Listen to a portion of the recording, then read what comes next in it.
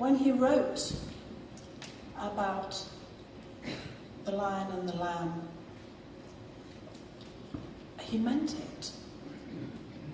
I think it's very important for us to remember that the texts that we know, and we know them by heart, were once written down by somebody who believed them and put them down for the very first time.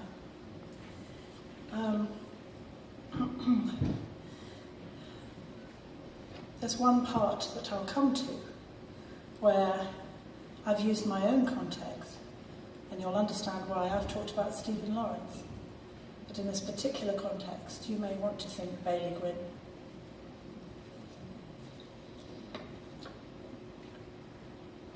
The lion lay down with the lamb. The lamb forgave the lion for being a lion. And the lion forgave the lamb for being a lamb. The Greek made friends with the Turk, and the Indians went round to the people from Pakistan and played cricket in their garden. And the West said, "We are sorry." And the East said, "We beg your pardon."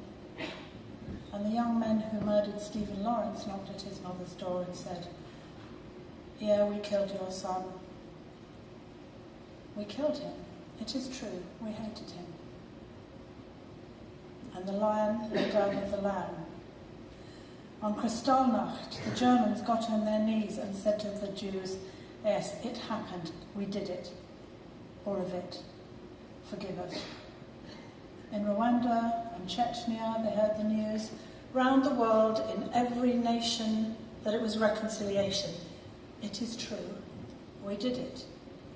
We hated you. And the Arabs and the Jews said, the Christians and the Muslims said, the black people and the white people said, "That is enough now. I want to find out who you are." And the people from all the islands of the Caribbean cooked curried goat, and the French cooked snails and frogs' legs, and the Chinese cooked something delicious but completely unidentifiable. And everybody tried a little bit of everything and found it much, much nicer than they were expecting. And the Japanese joined with African dancing, and the Africans had a stab at Cossack dancing. The Russians tried to master line dancing. The Americans were a great success at Morris dancing. The Welsh brought their harps to the party, and everyone asked them to play. And the English went round quietly offering everyone a really nice cup of tea. You have never heard such a noisy, peaceful time in all your life. And best of all, the children ran together, pink and brown, straight and curly, in huge, happy, swirling muddles, yelling, "Yes, we did it, and we're sorry." And the lion lay down with the lamb.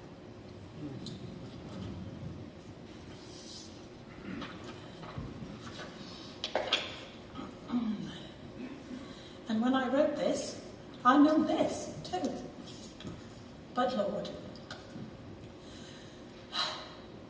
But Lord, if they come to our church, we might hear about life outside. "You would," said the Lord. "But Lord, there is no life apart from you."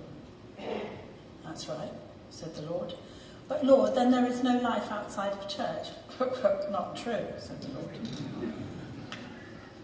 "But Lord, to learn their story is to feel their loneliness." "My loneliness," said the Lord. "But Lord, to listen to them is to know their terror." "My terror," said the Lord. "And to know them might be to love them or to hate them." "To love me or to hate me," said the Lord. "Or to embrace them truly, truly, we would then belong to them." "Truly, truly, you would belong to me," said the Lord. "But Lord, if we do this, we will be changed." "We can hope," said the Lord. "We can pray. But Lord, if we do this, we would no longer be our church. No, my church.